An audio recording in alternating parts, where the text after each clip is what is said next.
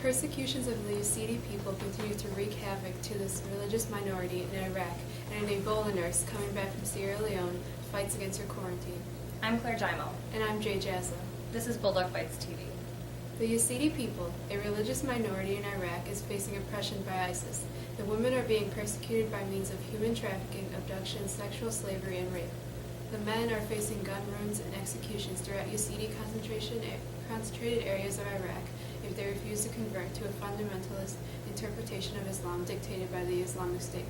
This continued persecutory abuse and oppression within this community has been conducted by Saddam Hussein and Sunni revolutionaries to further accomplish the goals ISIS has set in place. I don't plan on sticking to the guidelines. I'm not going to sit around and be bullied by politicians and forced to stay home when I am not a risk to the American public. These are the words of Casey Hickox, a 33-year-old nurse who continues to defy her quarantine. 21 days is the average incubation period for the virus Ebola. She was exposed to the deadly virus when caring for patients in Sierra Leone. Upon returning to New Jersey, she was held in an isolation tent for 3 days despite testing negatively for the disease. She has recently returned to Maine, where she's being kept under quarantine in her house. Hickox plans on suing the state of Maine because she feels that their basis for detaining her are unconstitutional and unscientific. Now to Esther and Jay for local and school news.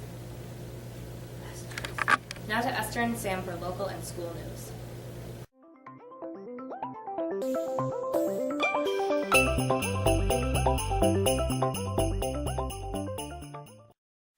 Thank you, Claire and Jay. I'm Sam Jeffrey, and this is my co-anchor, Esther Cleave. and we are here today to bring you both the local and Aquin news stories. Aquin will be performing their annual fall play. The dates for the play are November 14th, 15th, and 16th, so get your tickets now at the business office. This year's fall play will be It's a Wonderful Life. The play will be performed in the auditorium starting at 7 p.m. The play is a bit different this year. It is going to be a radio play format of the traditional Christmas movie, It's a Wonderful Life. This is going to be a very unique version of this popular movie. Instead of seeing it in typical black and white on your TVs at home, you will now be able to see it in a live radio format.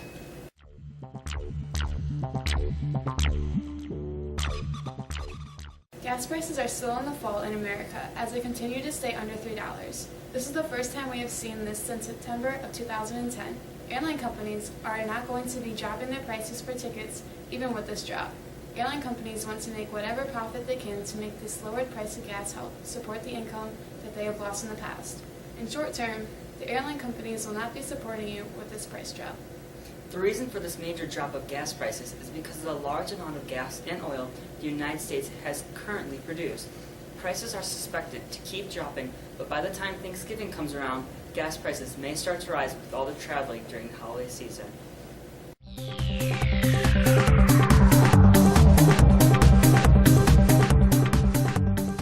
Thank you, Sam and Esther. The Aquin volleyball team has won their first regional in 24 years. The last time they won regionals was in 1990. They will play Eastland Tuesday, November 4th in the sectional semifinals. The winner advances to the sectional finals.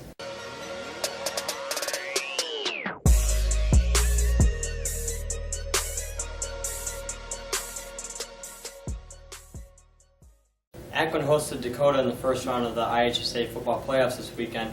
Both teams have combined for 43 playoff berths and 6 state championships over the course of history. The rivalry is very big and cannot be put into words how long it has lasted.